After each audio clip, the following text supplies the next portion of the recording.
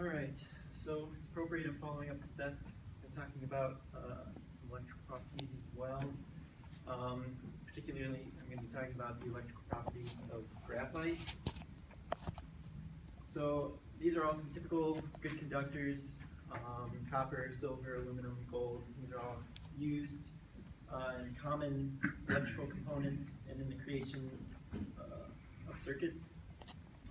However, there is a relatively new kid on the block in the world of materials. Graphene, I'm sure some of you probably heard of this. Graphene has some very just incredible properties. It's very strong. It's the strongest material known to man in terms of tensile strength, with a strength of 130 gigapascals, which A36 structural steel only has measly 400 megapascals, just to put it in perspective. It's also elastic. It can stretch up to 20% of its length.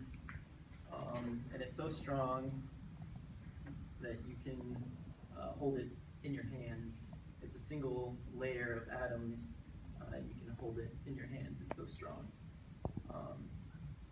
It's also very light. An entire football field of graphene would only weigh about a gram or less. But the properties that I was interested in were its conductivity and capacitance. It's far superior to other common conductors like copper, and it actually is close to what superconductors can do, and it doesn't actually have to be at the low temperatures to do it.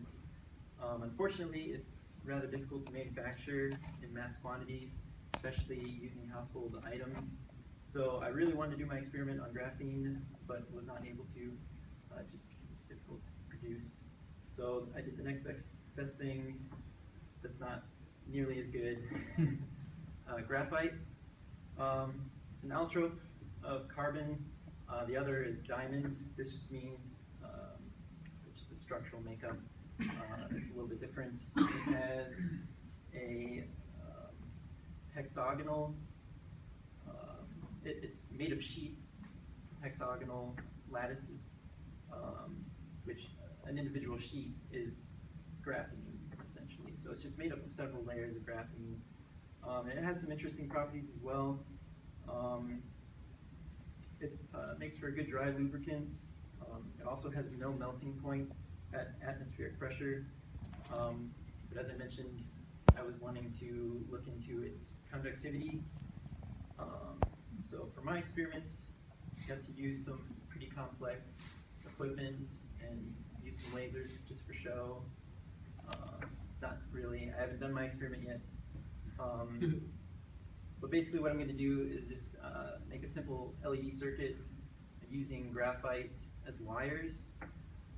You can draw it on a piece of paper, and you can also draw out resistors, which are basically just little blocks of graphite you draw on the paper, because Seth mentioned, like, over a given distance in the material, the resistivity will go up. So basically what I'm going to do is measure the resistance over a given length, and then the inverse of resistivity is conductivity, and that's how I'll get a measure for my conductivity. Great idea. Any questions? Only good questions, not bad ones. Yeah. So, do you have to do this on like any special type of like paper, or you have to use a special type of graphite, or are you doing this with like? No, just as pure graphite as you can get, and then printing paper should work just fine. Cool. Yeah.